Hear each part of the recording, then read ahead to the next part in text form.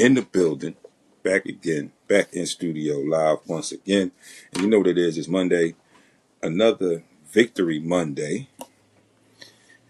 Yeah, it's another Victory Monday, but it's not an exciting Victory Monday like we've had the past couple of weeks. It was almost a situation like last week, just turned around with it not being in our favor. But nonetheless, our guys pulled together somehow, some way. You know where I'm going with this. And they did what, y'all can say it for me if you want, good teams do, to figure out ways to win football games. That's what they did yesterday. The defense, which has been the case for a long time, and this is no disrespect to the offense, but for a long time, the defense has always kept us in games, and they did it again yesterday. So there we go. A little intro. You know what we do here. It's Monday afternoon. Sports Rap Podcast right here on Heat 100 Radio. If you are tuned in, you can only get the audio. You are at Heat 100. You are at airtime.pro. I'm sorry, Heat100Radio.airtime.pro. All right, you can get the audio. If you want to be in tune and get some video, you want to see my nice handsome face, Instagram at Sports Rap CEO is where I am. All right, if you just want to sit and wait and catch everything later, it'll be up on YouTube. You know where that is, Sports Rap TV. All right, so getting into what we do. You know what we do. We are in the week 4 of the football season. Hey, the Voice No Chill Show. Thank y'all for tuning in. Right, we are into week 4 of the football season. Right, football season going pretty good so far. But I got to do what I got to do. So I'm gonna give y'all some scores. All right, we also in college football. Top 25 college football scores. Had a couple upsets over the weekend. All right, let's see. Florida State, number 8. Florida State falls to Virginia, 46-38. Got you. I knew who it was. You ain't had to tell me. I knew who it was. But thank you, sis. 24 TCU at Arizona State. Arizona State takes that 27-24. Number 16 Georgia Tech gets by Wake Forest 30-29. Number 22 Notre Dame 56, Arkansas 13. Wow. College scores are usually crazy, right? USC, number 21 USC at number 23 Illinois. Illinois holds on 34-32. Utah State at number 18 Vanderbilt. Vanderbilt holds on 55-35. Auburn at number 9 Texas A&M. Texas A&M holds on 16-10. Indiana, number 11 Indiana at Iowa. Indiana holds on 20-15. Number 4 LSU at Ole Miss. Ole Miss takes that game 24-19. Number 1 Ohio State holds on at Washington. They take that 24-6. Number 15 Tennessee holds on and beats Mississippi State 41-34. Arizona at number 14 Iowa State. Iowa State 39, Arizona 14. Number 17 Alabama 24, Georgia 21. Number 6 Oregon at number 3 Penn State. It's a really good game. I watched a good portion of that game. It's a really good game. Number 3, Penn State gets upset 30-24. UMass at number 20, Missouri, 42-6. Missouri. And number 25, BYU beats Colorado 24-21. Major League Baseball, the last day of the regular season. Orioles fall to the Yankees, 3-2. The White Sox blank the Nationals 8-zip. The Rockies get blanked by the Giants 4-zip. The Tigers fall to the Red Sox 4-3. The Royals 9, A's 2. Phillies get by the Twins in a walk-off single 2-1 in 10 innings. The Astros beat the Angels 6-2. The Blue Jays beat up on the Rays 13-4. The Diamondbacks fall to the Padres 12-4. The Reds fall to the Brewers 4-2. Dodgers get by the Mariners 6-1. The Mets get blanked by the Marlins 4-zip. The Rangers and the Guardians, also a 10-inning game. The Guardians holding on to take that 9-8. Pirates and the Braves. Braves hold on 4-1. And the Cardinals get blanked by the Cubs 2-zip. In the WNBA playoffs, Game 4. This is Game 4. The Aces and the Fever. Fever take that game 90-83. That series is now tied 2 games apiece, moving into Game 5 on Tuesday. The Lynx and the Mercury. A lot of controversy around this series. There's going to be some more controversy coming after this series once the season is over. I guarantee you. But just in the short, if you don't know, in Game 3, there was some issues with the refereeing, the officiating, per the head coach. Forget her first name, but the last name is Reeve, Coach Reeve of the Minnesota Lynx, in which her star player, one of my favorites, Nafisa Collier, got injured. All right, they lose that game last night, 86-81. The Mercury are moving on to the finals. All right, shout out to Kalia Copper, Philly's own Kalia Copper, looking to win her second WNBA title. All right, so shout outs to her. But again, like I said, just be mindful. Once this WNBA season is over, there's going to be some more talk, a little bit of controversy around that game, if you will. So those are most of the scores. I got to give you some NFL scores, because that's what we're going to talk about. Because we got NFL Week 4. We got the Eagles. 4-0. The 4-0 Eagles. The only undefeated team in the NFC. One of 2 undefeated teams in the entire NFL. Going back to Thursday, Week 4 in the NFL. Seattle at Arizona. Seattle takes that 23-20. Yesterday, get into some good games yesterday. All right. Minnesota falls to Pittsburgh 24-21. That was the early game over in Ireland. Coming up this week, there's another game in Ireland. Yeah, one more game overseas. I'm not sure exactly where it is, but there is another game overseas coming up in Week 5. All right, Washington falls to Atlanta 34-27. New Orleans gets beat by Buffalo 30-19. Cleveland gets bombed by Detroit 34-10. Tennessee gets blanked by Houston 26-zip. New England beats up on Carolina 42-13. The Giants get a win under their newly minted starting quarterback Jackson Dart. They take that game 21-19 over the Chargers. Philadelphia Eagles go down to Tampa Bay. They take that game 31-25. We're going to talk a lot about that game. Right?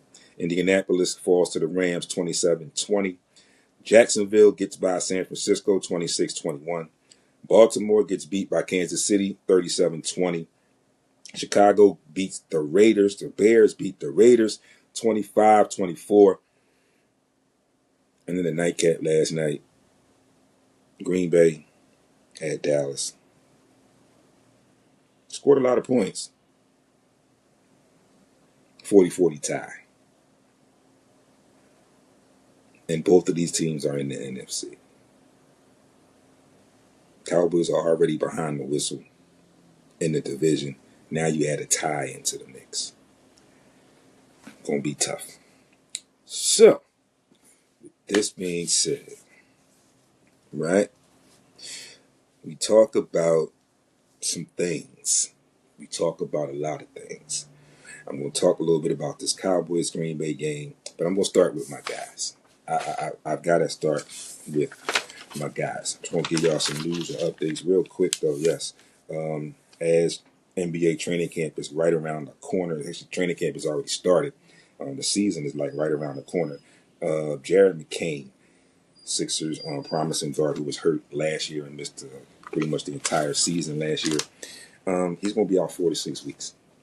So hopefully a week or 2 into the season, he should be back. So we'll keep an eye on that, and I'll let you know his updates and things of that nature. Right? So we're going to talk some Eagles. All right, turn my mic up a little bit, make sure y'all can hear me, even if I get into my, you know how I get sometimes. But anyway, we're going to talk Eagles, right? We talk about that game, and in the opening, you know, if you were tuned in, again, I'm here, Instagram at SportsRapCEO. All right, so again, I talked a little bit earlier, and I said that we got the win.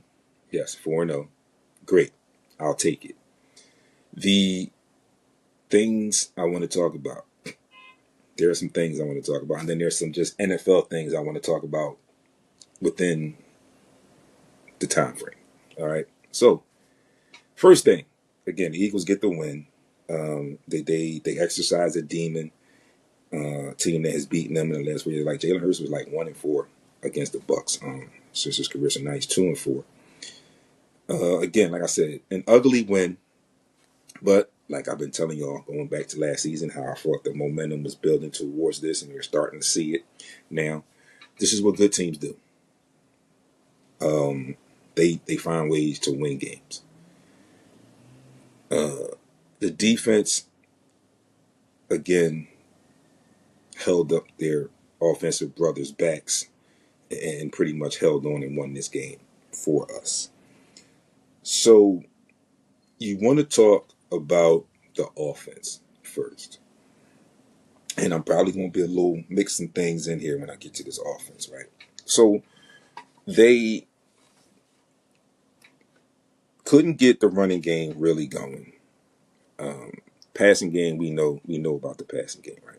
So let me start with the running game. It's like I say about plenty of stuff. I talk about it a lot in sports. When things are going good for you, you have a lot of success at things. Teams in your league around you, they do one of two things, if not both. They either try to copy if they have the right or similar personnel. They try to copy. If they can't copy, they do everything in their power to try to stop it, combat it. Okay? So this is what people are doing. You saw the amazing season that Saquon Barkley had last year. People are focusing in on the run game. All right? They're going to allegedly force Jalen Hurts to beat them and the Eagles to beat them through the passing game. All right? Last week, passing game was pretty good. All right? We felt like, all right, it came out of the shell. They're woke now. So when everybody jumps and says, oh, the passing game is abysmal and this and that, I can't say abysmal yet. There are some questions, well, not really questions, but there are some points I got about yesterday's offensive game. It was bad. I don't think it was abysmal. If it was abysmal, it wouldn't have been enough to win the game. Although there were a lot of other key parts that played into that win. Like I said, defense and special teams. All right, but the offense had to score some points. It was only 1 point scored. Well, it was one touchdown scored on special teams. All right, defense didn't score any points. The defense did force 2 fumbles, force 2 turnovers, but the rest of the points came through the offense. So they did score some points. I mean, they scored 31. All right, they scored some points. What I saw though was in that second half. In the first half, things were going pretty good with what they were doing. All right. Also, what I saw, and this is what I saw, and I think it was week 2 with the Rams game, where people talked about A.J. Brown and him not being in the offense. I think they got a taste of it in week 3 against the Rams. Had that opening kind of season and come out game, if you will. Then they kind of tried to force it too much to A.J. It really got forced in the second half. All right. But what people on the outside looking in is, and again, I tell you all the time, I look at all of these games, I look at things differently, and I look at it a lot more than the average fan looks at when they're watching football, basketball, whatever. So I did see in a lot of those coverages that there was always help over the top on A.J. Brown, right? The showing that A.J. Brown had, and people knew it though, but again, the showing that he had, like I said, almost like a coming out for this season. They know he's a big, strong receiver. He can punish you.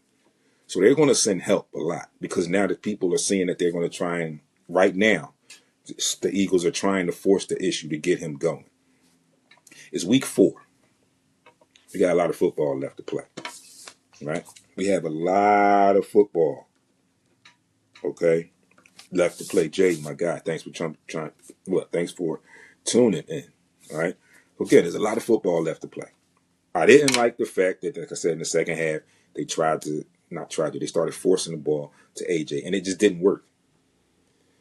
They did some things with Smitty as well, where he didn't get a lot of catches. Dallas Goedert got those 2 shovel passes and then 1 toss out for the 2 touchdowns.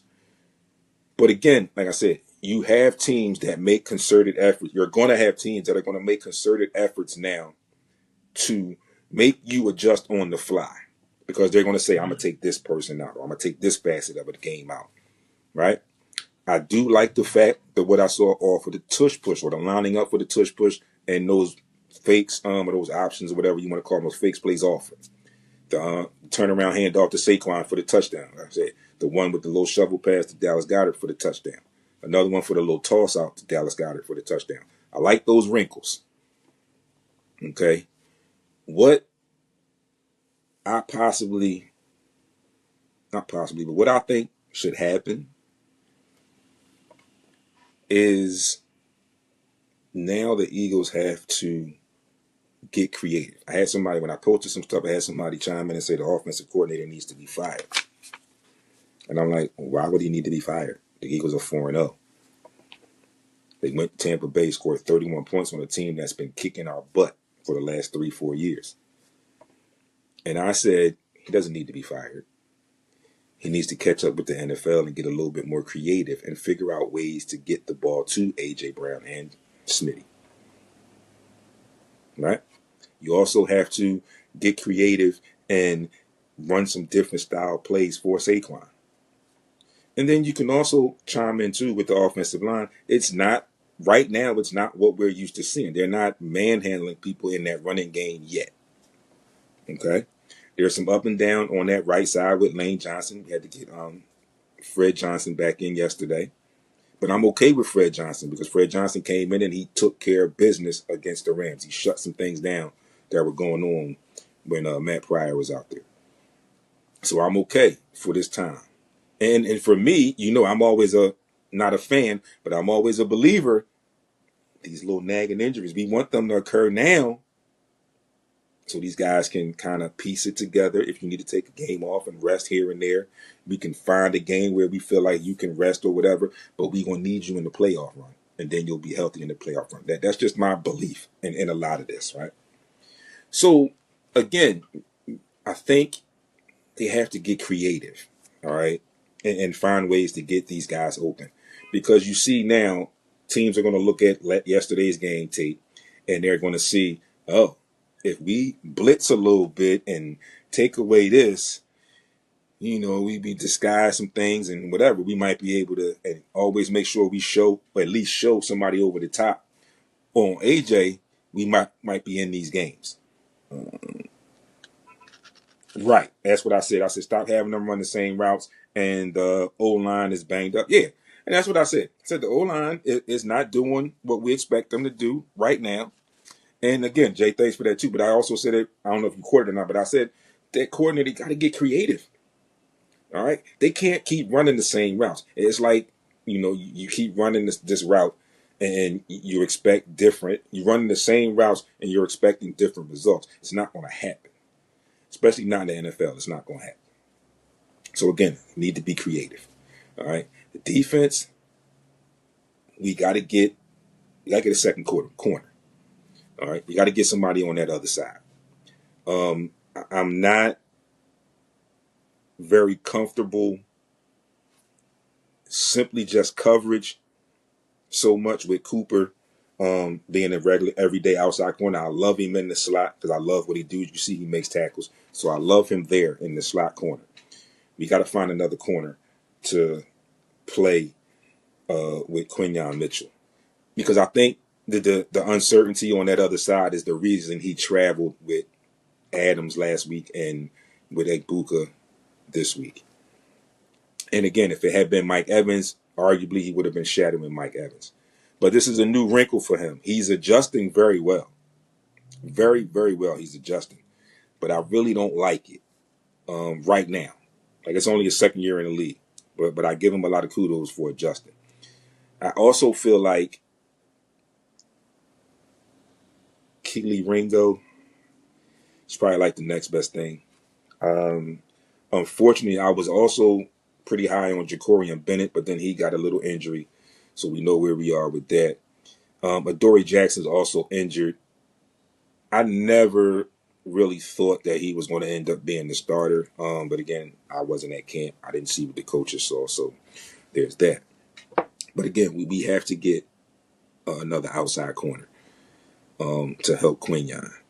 Because people might not throw that way, but they're going to test everything else on the other side.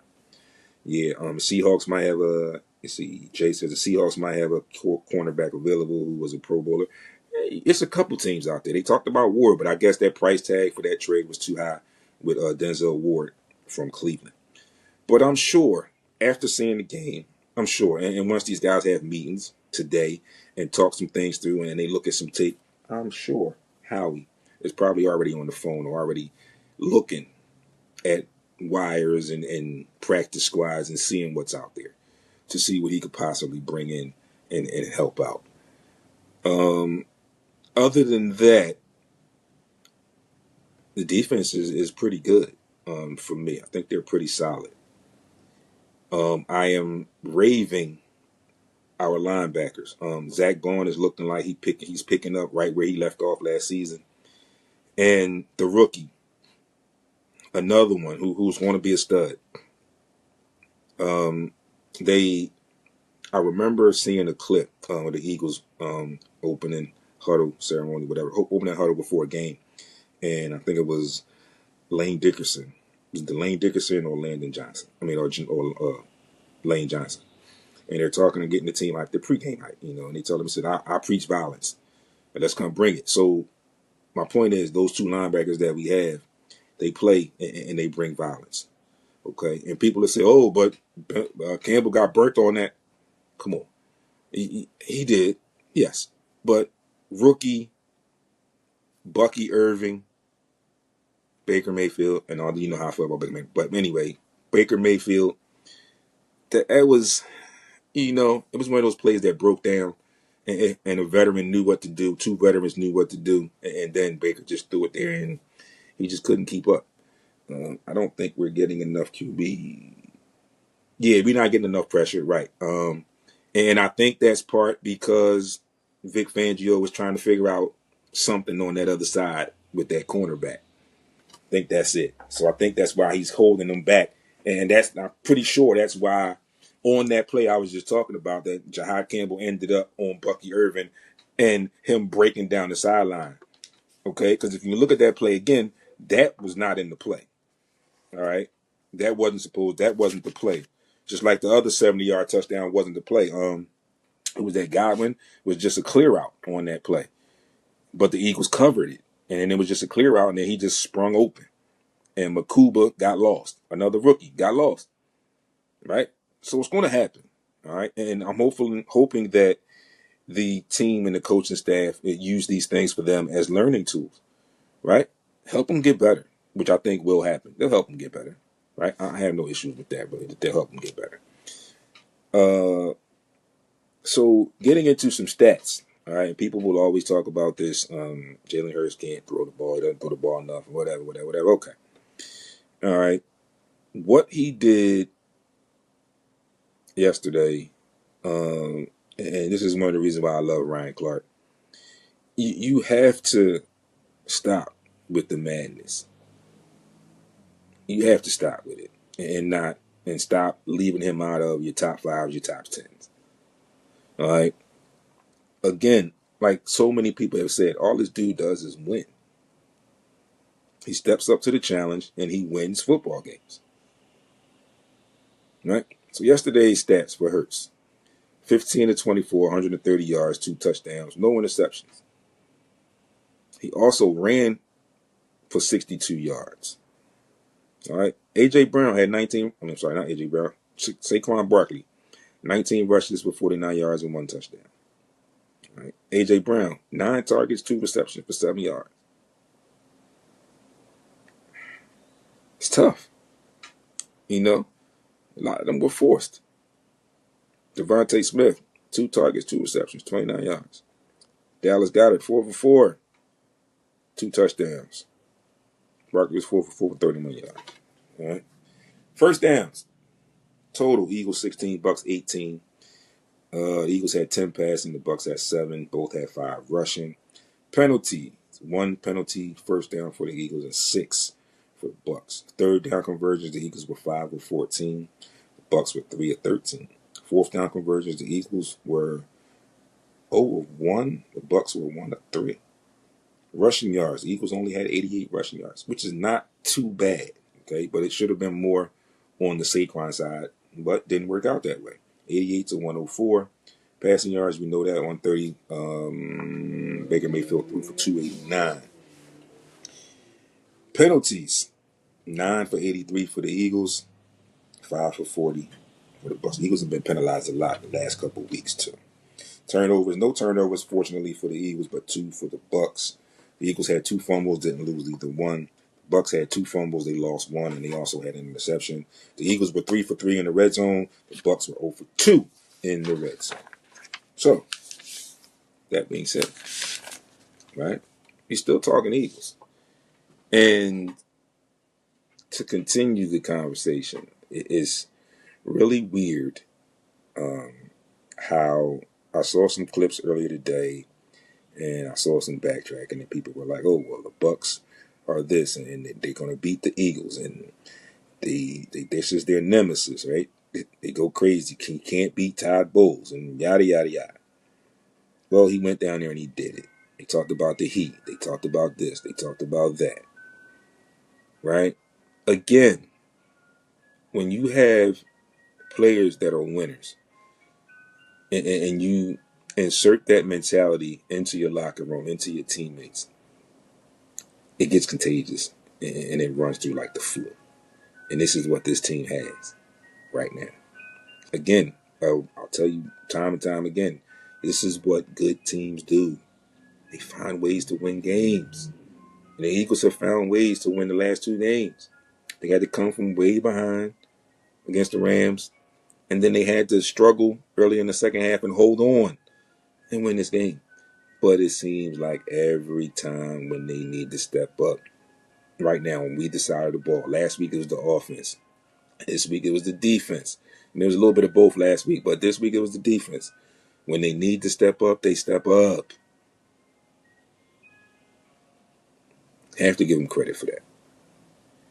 And I know there are going to be media facets that are going to downplay this win.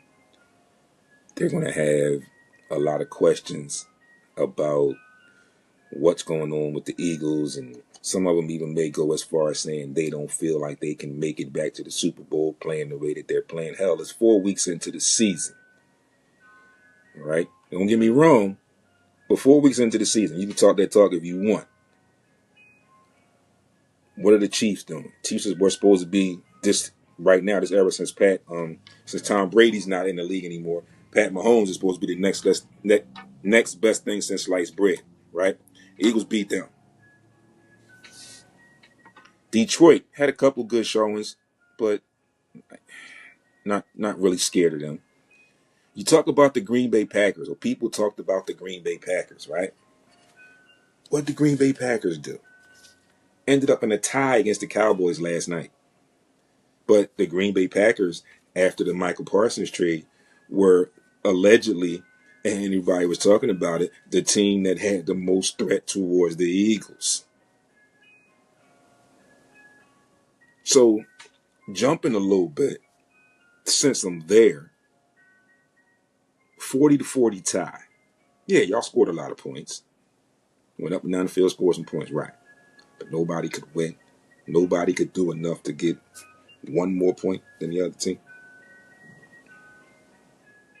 And looking at Dallas, looking at Green Bay, all the talk about Green Bay was yesterday's game more about the hype, storyline, and less about the game.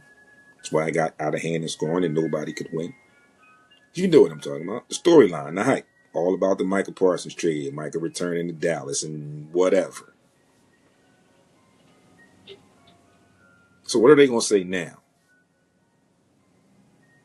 Because you hyped that story up. You built it up.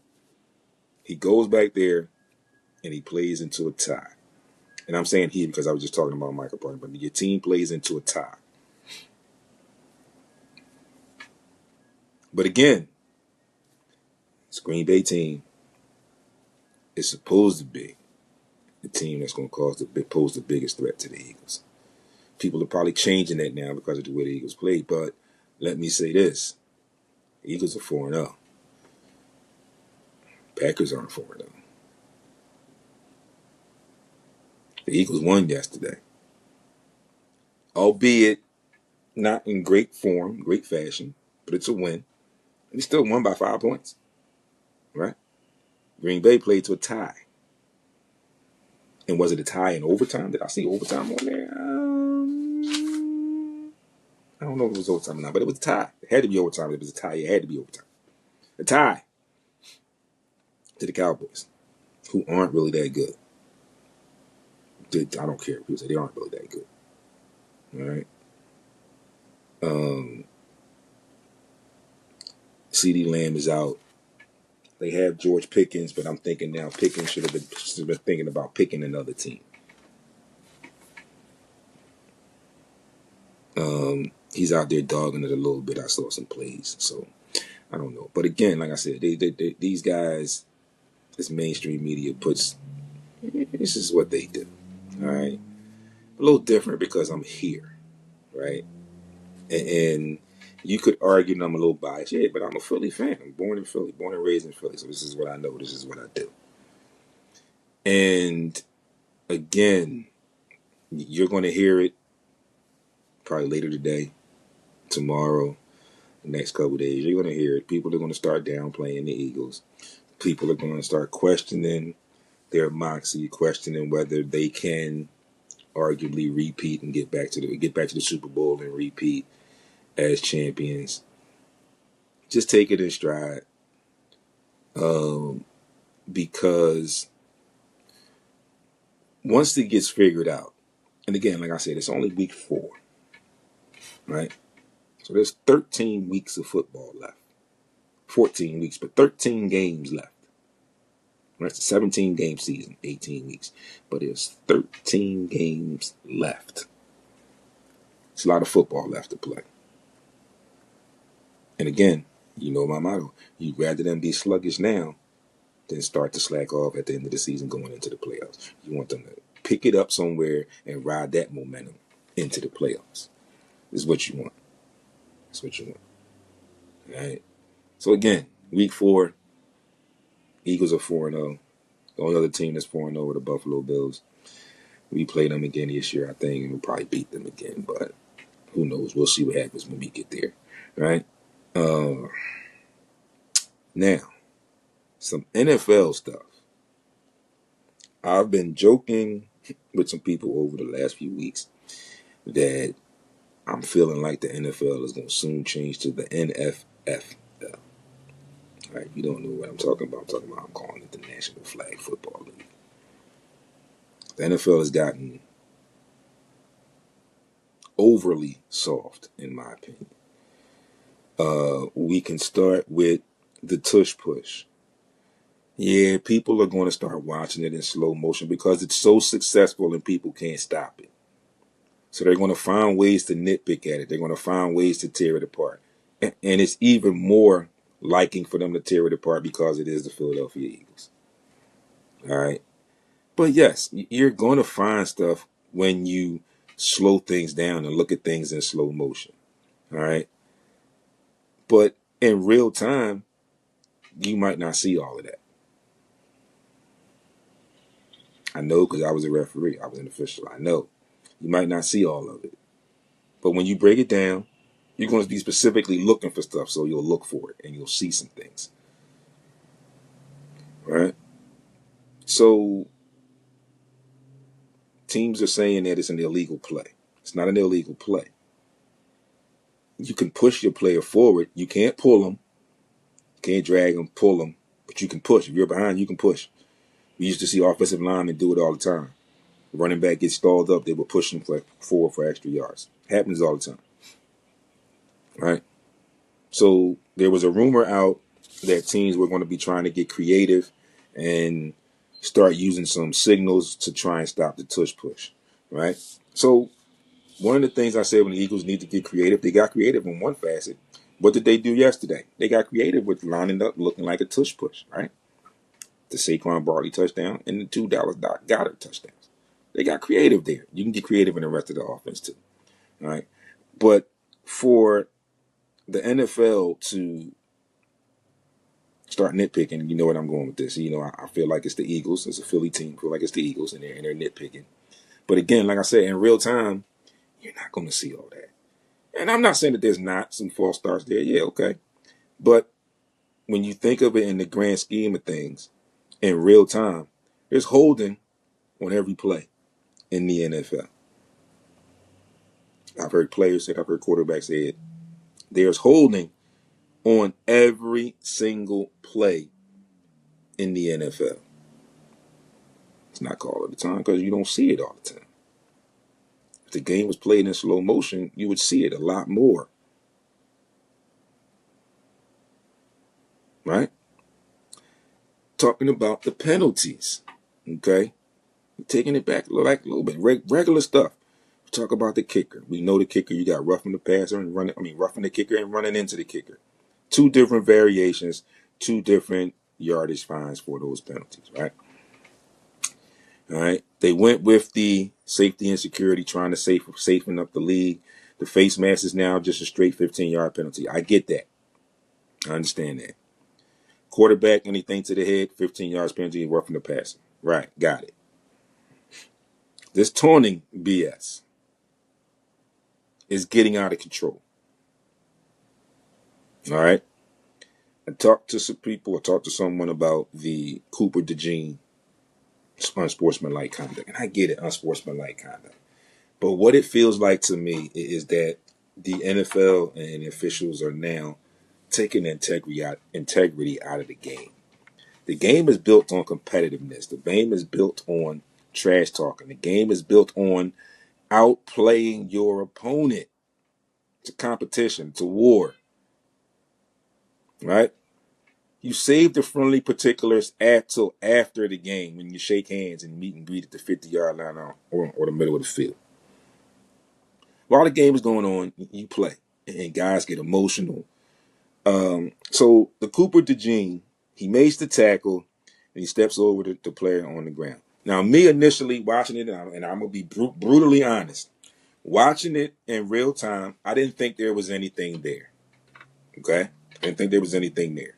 I felt like, and this is how I explained it to some people. I said, me putting my official hat on, my referee hat on, I felt like I kind of had to do a little bit of homework, know my personnel a little bit.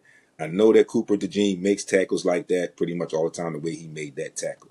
So at that point, I'm feeling like it's momentum. He stands up and he just steps over. And I said, yeah, I did see the look down at first, and then he steps over. But later on, someone told me that after the game, someone made reference to it being very similar to the AI step over. And they actually used the words AI step over. And they told me, watch it again. I said, I didn't see that. When I first talked about it, I didn't see it. But I did watch it again. And I watched it a couple times to be sure.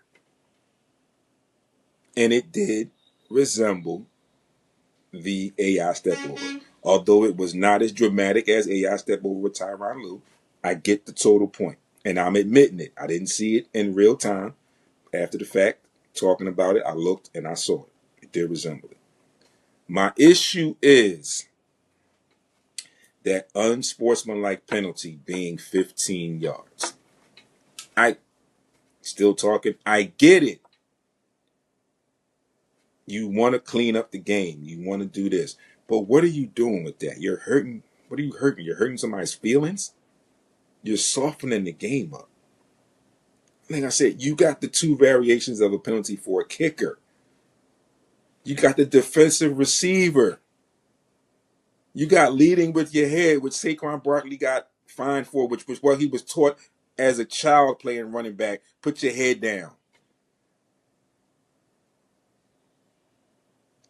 I also mentioned to a lot of people that I talked about, I said, let's have it so it's in that variation of like the kicker penalties are. And I'll give you 10 yards, all right? So looking at it, Cooper DeJean, all right, you want to call it unsportsmanlike, you call it. 10 yards. That's what I think that deserved.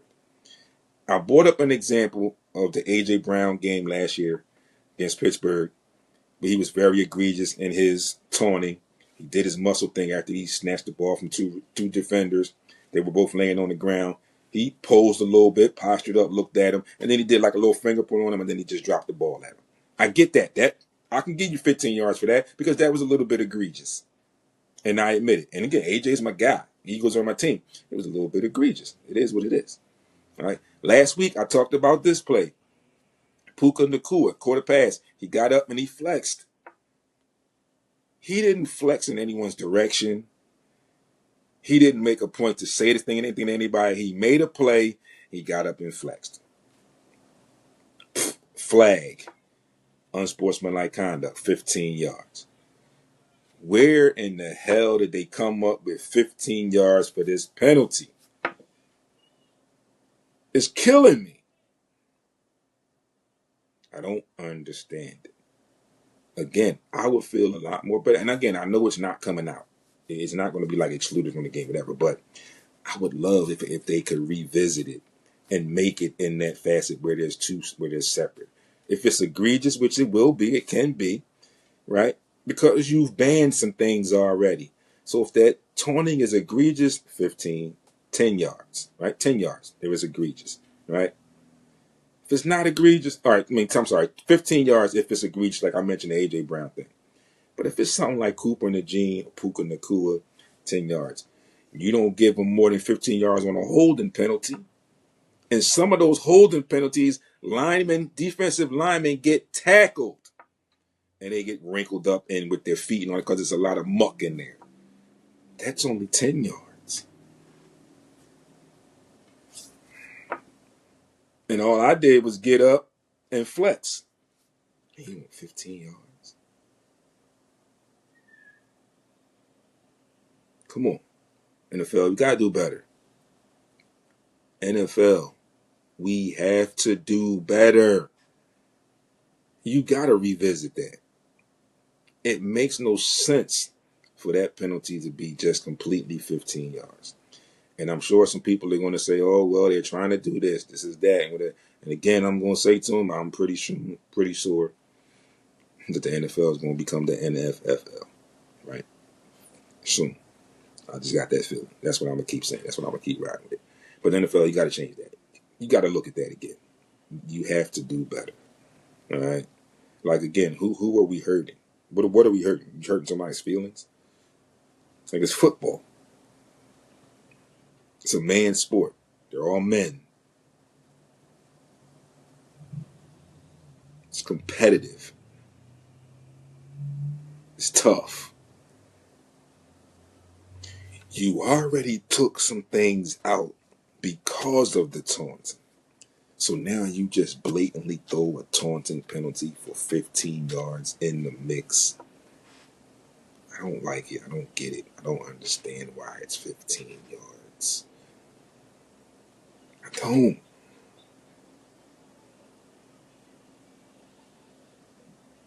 How is it 15 yards, people? How? How is it 15 yards?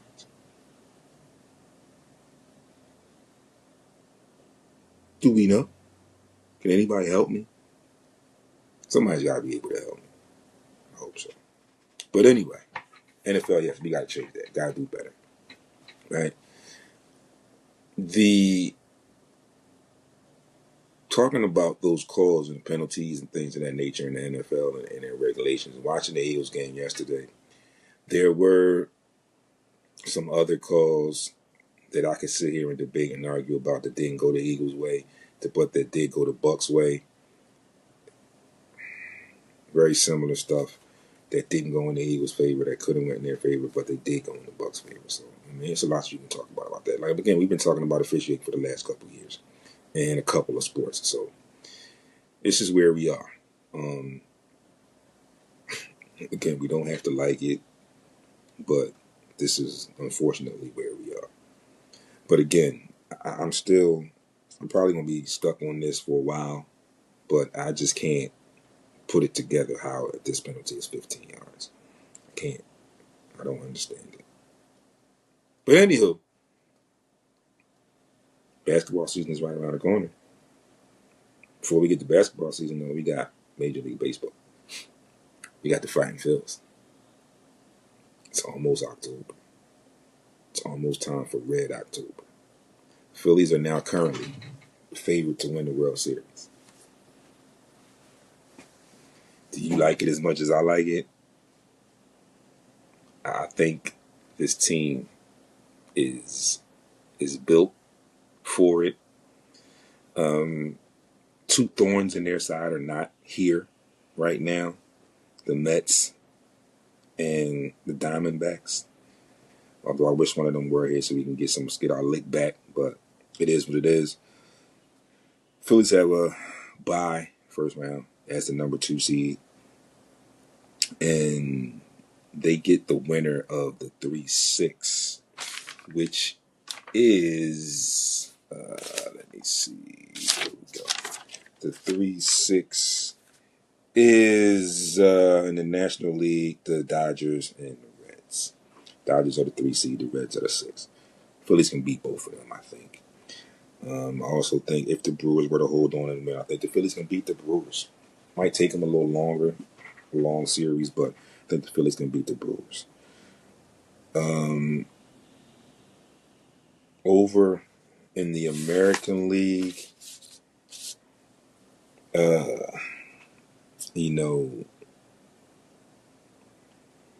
think the Phillies can get them teams too. You got the Yankees and the Red Sox, and the Tigers and the Guardians.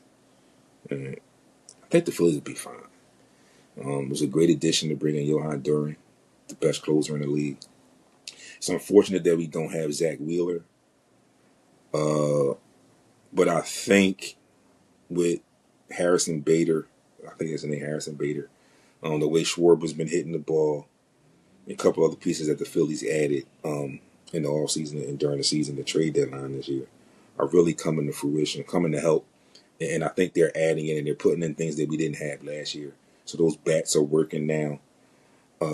We just have to put a lot of faith in our bullpen. And ideally, with the pitching rotation, the way the pitching rotation is set up right now, thinking ideally the Phillies want to get their good starters, their top 3 starters, to pitch into like 6 innings. Then you get your middle reliever, and then you bring Johan, you bring Duran in to close out. Right? And I think they'll be fine. A little bit of Sixers talk. Right? Sixers talk. Right? Basketball. It's coming. It's coming to the end of October. But Sixers have a game this Thursday, October the 2nd. They're in Abu Dhabi. All right? They play the Knicks in Abu Dhabi. A lot of things that have come out of camp, a lot of news that has come out of camp. Of course, the Joel Embiid thing. He's slimmer. He's been on court active without a knee brace on. Yada, yada, yada. Okay, fine. Then you get that bummer news with Jared McCain, right? And then if you pay attention, you heard news that Paul George had that surgery, right? And he was in camp, but he has been more so in the weight room trying to get himself back. He just hasn't been doing any contact drills yet on the court, right? So we can only hope that this team can get healthy and stay healthy, right?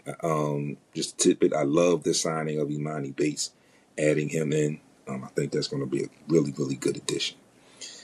And again, I'm liking the fact that all of these guys are in training camp, with the exception of Jared McCain.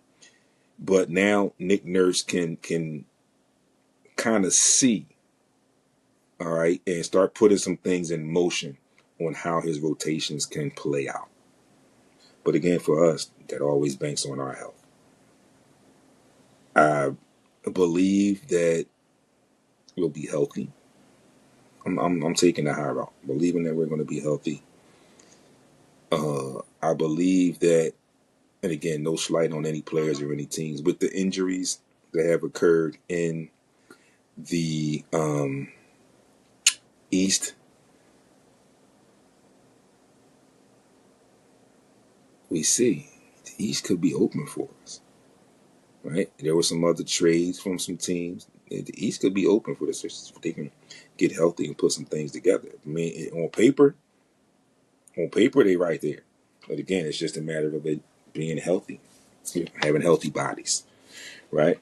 Again, I think Nick Nurse is one of the top 10 coaches in the league. Like last year, he just didn't have anything to work with to put anything together.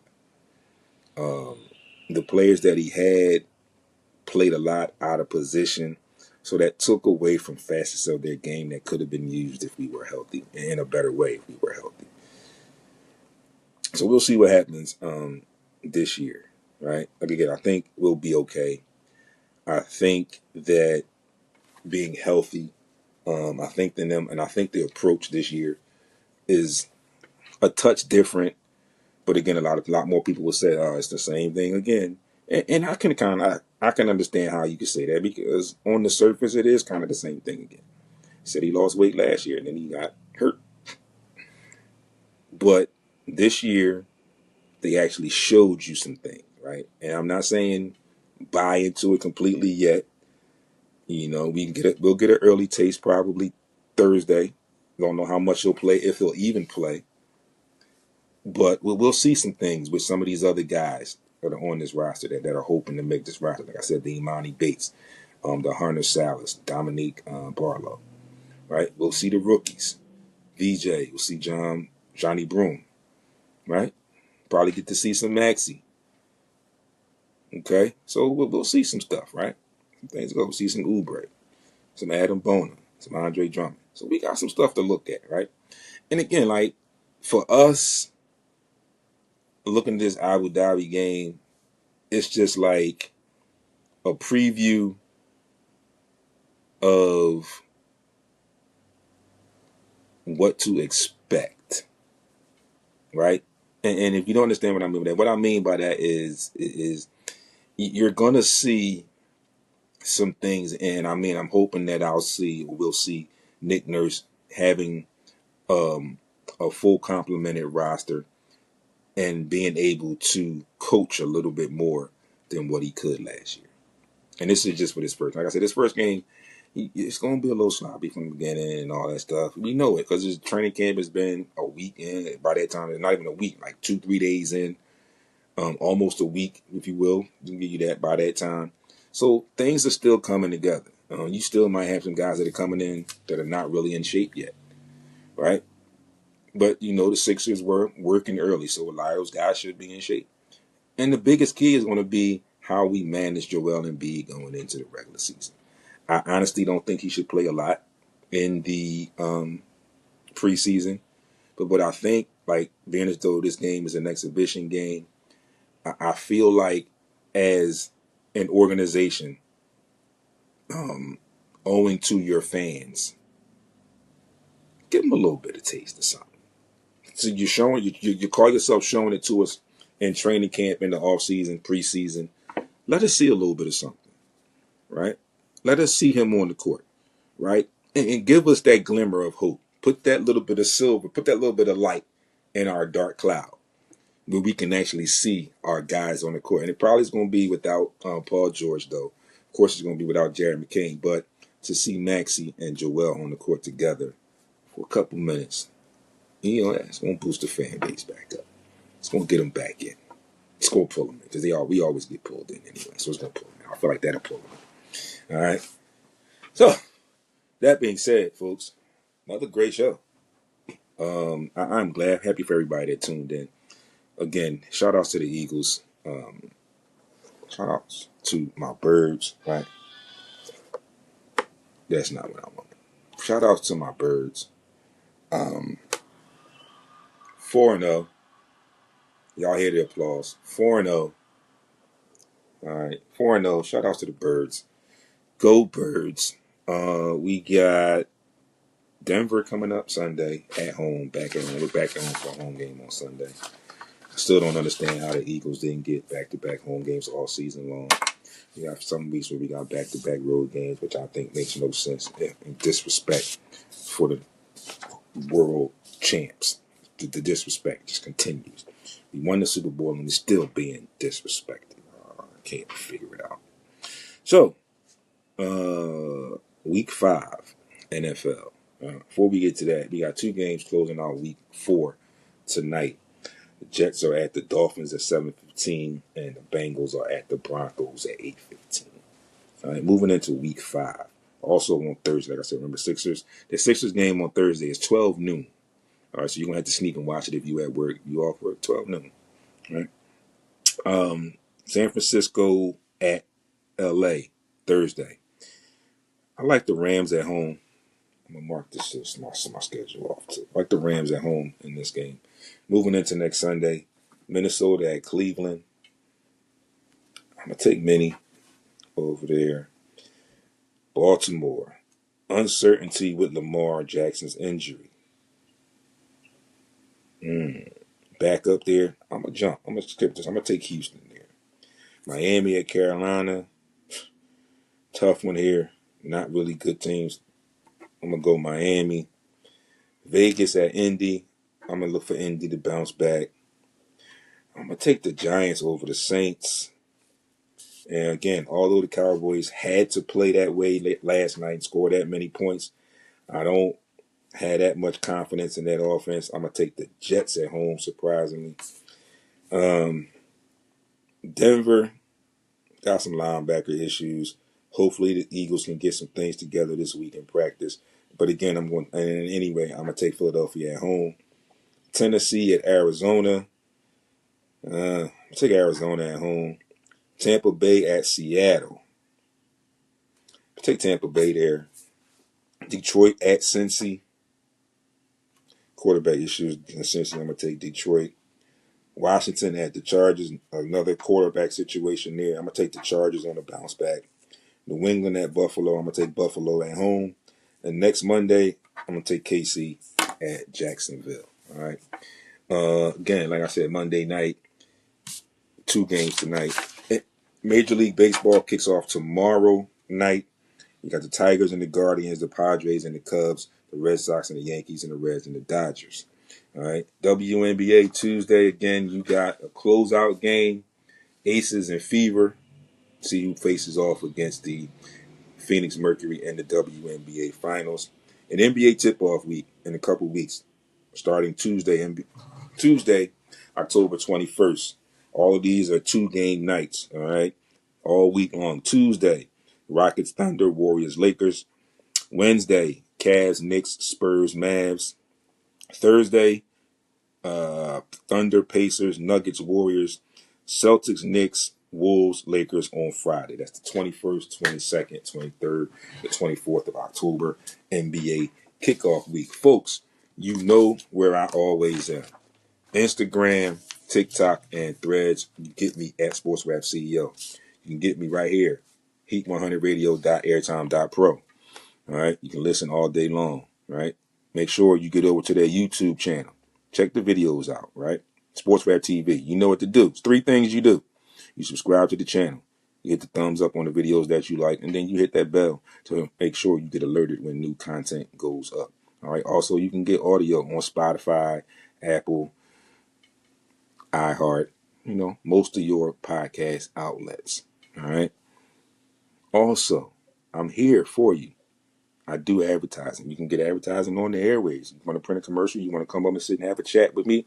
Because you've seen I had interviews, right? I do interviews, right? You can come talk about your business, all right?